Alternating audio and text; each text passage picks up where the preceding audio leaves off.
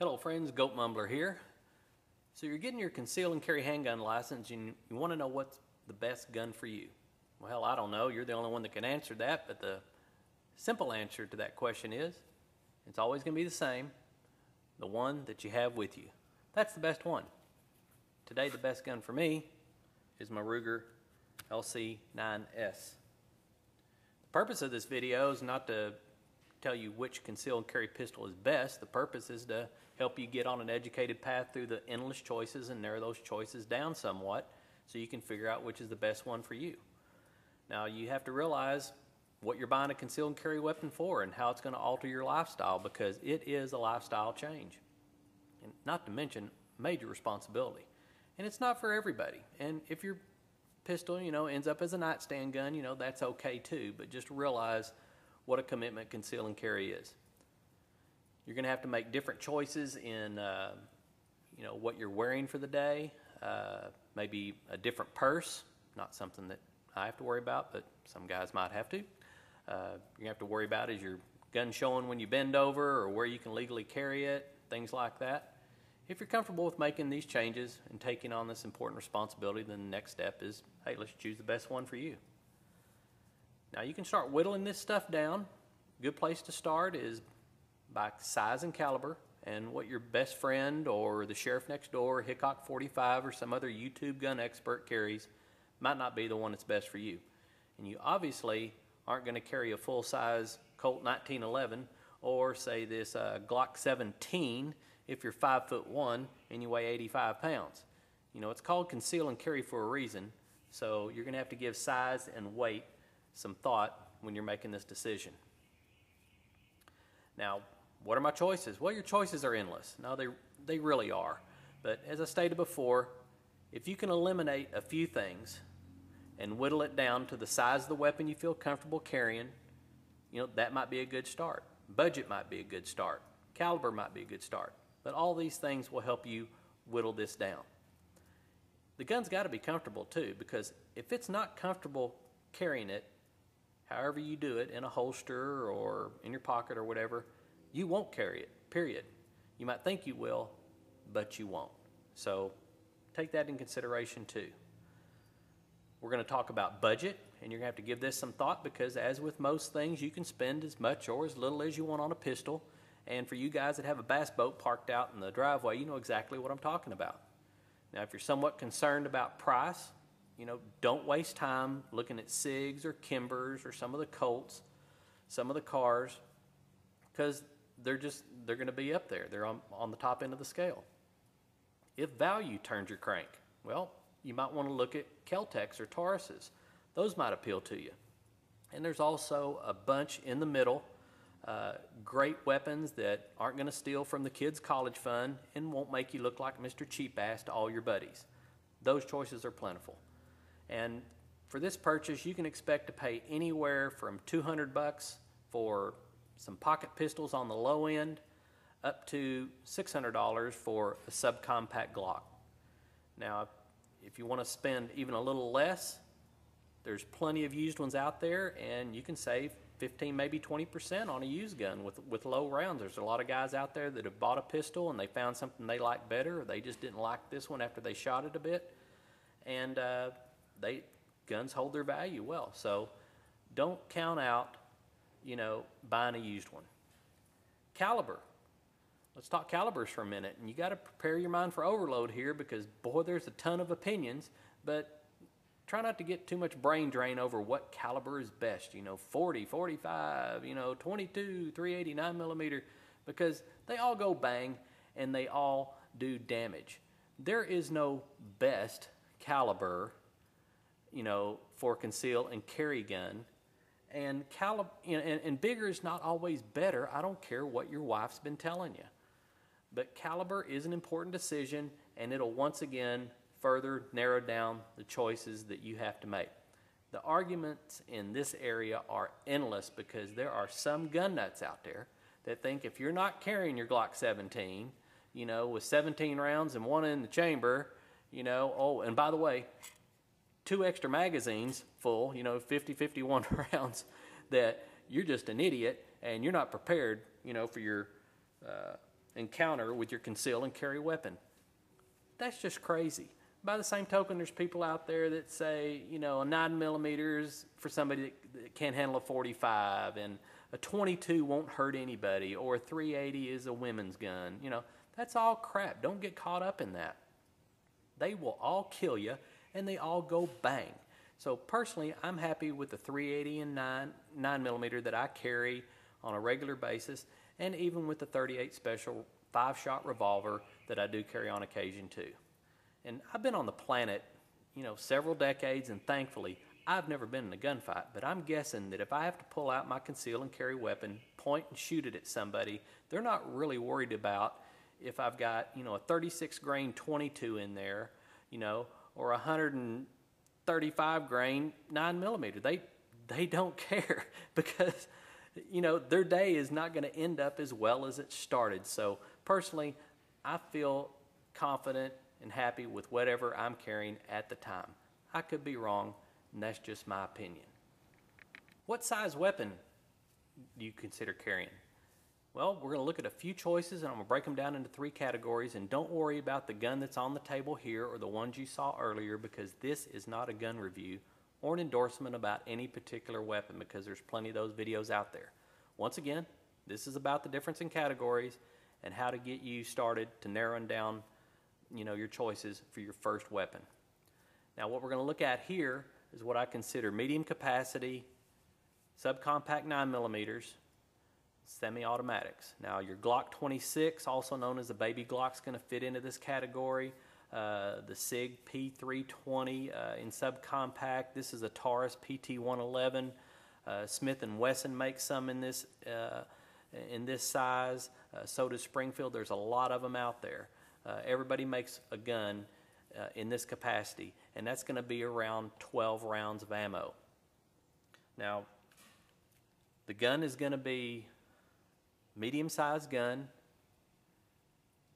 It's going to be a little thicker in the grip than, say, your pocket pistols or some of your single stacks, and you're going to have around 12 rounds of ammo. Now, more ammo means more weight, and if you're not sure what I'm talking about, double stack versus single stack, you've got your ammo here. This is your magazine, and your ammo is stacked all the way up like this, kind of in a double stack, versus a single stack, which is exactly what it says it is, single row, one right on top of the other. So say 7 rounds here, 12 rounds here. Almost double, but understand that's a lot more lead, so you're adding a lot more weight. This is a very, very popular size for people. They like having the added capacity, but you are going to give up a little bit of comfortability and some weight if you decide to go with this size of pistol. Next up, single stacks. In particular, single stack 9mm. Now you're going to see the Ruger LC9, 9S, the new Glock 43, Beretta Nano, Smith & Wesson Shield. Everybody's making a single stack 9. Glock finally came to the party this year with their new 43. This happens to be a 42, but they're almost identical in size, so I wanted you to kind of be able to take a look at it. The Walther PPK, this is a 380, but it is a single stack also. Now, this group is my personal favorite and increasingly a popular choice amongst our conceal and carry brothers. They are very concealable because they are thinner and they are smaller, but once again, you're going to give up capacity for that. Personally, I feel okay carrying, 8 rounds. I feel good about that, but you're going to have to make that choice for yourself. Weight in this area is something that they're all pretty close, but some are going to vary 3 or 4 ounces. Some are only going to vary by an ounce or 2. But for instance, this Walther PPK, even in 380, is a boat anchor compared to the rest because it's an all metal pistol, where the rest are polymer. Now you can expect to pay in the range for a decent single stack 9mm anywhere from $350 to $600. There's a bunch of them out there. Triggers are different on all of them, and it's going to be the one that feels best for you. But this is a great choice. Next up are pocket pistols. I love this category too, and there's a ton of choices out there. Once again, you can spend as much or as little as you want, but Kel-Tec makes the PF9 if you want a pocket pistol in 9mm. Taurus makes one in .380. This is a Ruger LCP. It's been around for a long time. Sig Sauer's P238. They make this in about 20 varieties. Some people are saying, well, the Glock 42 is a pocket pistol. Well, no, it's really not, unless you have big, giant-ass pockets, like Hickok 45. Of course, he's got the hands the size of LeBron James. I have the hands of a 13-year-old girl, so it's a little different. But true pocket pistols are going to be very small like this. They are not novelties. They're serious weapons.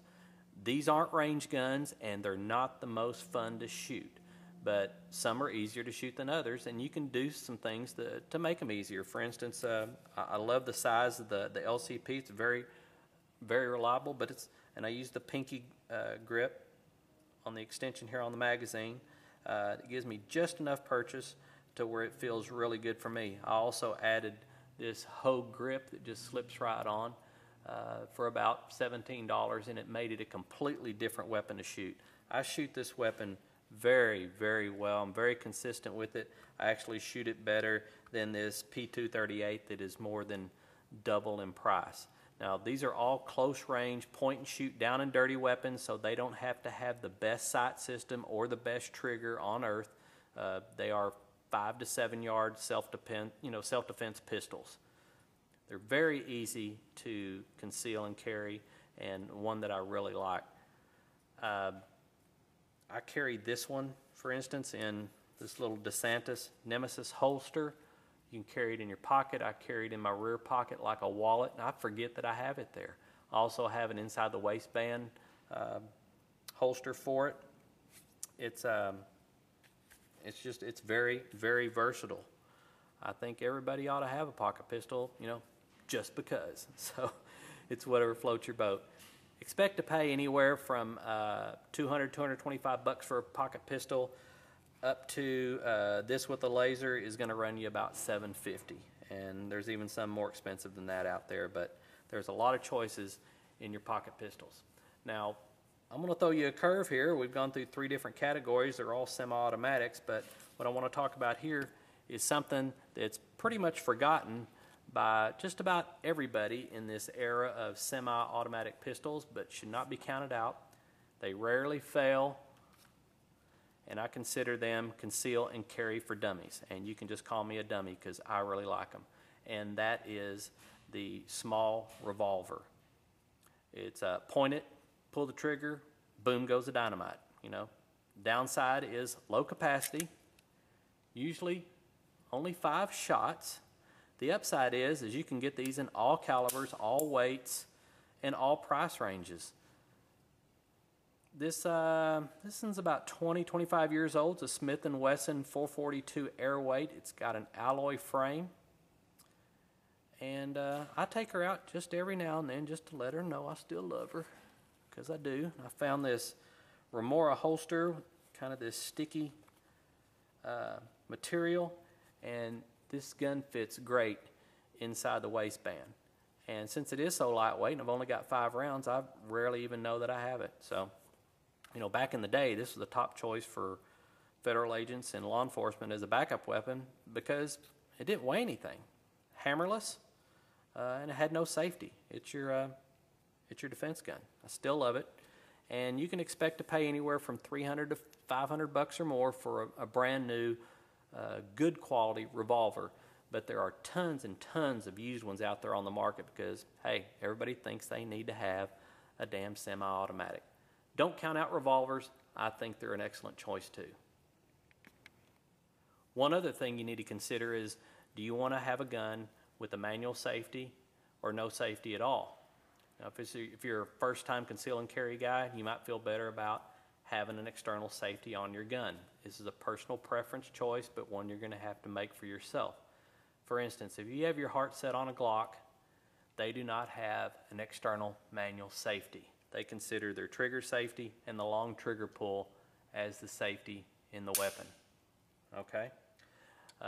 There are some other guns out there. I believe Smith & Wesson, and for instance, this Ruger LC9S comes in a variety. This one is the one that has the safety. Their LC9S Pro does not have an external safety.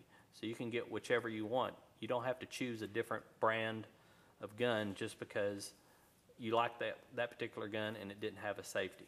So look at that too. There's some very respected gun reviewers out there that simply won't carry a gun with a safety, but there's an equal number out there that won't carry one without one. So this is something you're going to have to decide for yourself. However, if you do carry a gun with an external safety and you engage that safety, you're going to have to practice with it. You have to practice with this because in the heat of a life or death situation, your heart rate is off the chart. It can easily be forgotten that you have the safety on. And your life may depend on your muscle memory for disengaging that safety. You know, somebody's broken your house or something, you've gone for your weapon, and there's been plenty of people that have gone down there and engaged a burglar or something, and, you know, this is what's happening to them. And they're going, what's going on? I mean, you know, they're freaked out, they're in the dark, their heart rate's going, the kids are screaming, you don't know what's going on, and the intruder comes up, takes your gun away from you, beats you over the head with it, he disengages safety and shoots you with it. That's happened. It's happened a lot, actually. So you're going to have to pay attention if you decide to get a gun with the manual safety. I carry both, but my muscle memory is good enough that even when I'm shooting my Glocks, when I pull them up, this is just a natural movement for me, whether there's a safety there or not. That's just me. Practice is essential. You got to do this because too many people go to the gun store, they buy their first conceal and carry weapon, they take it and they put it in the holster, and they carry it around, and life is good until the time they need it. Then they pull it out, and all of a sudden, you know, they got a problem.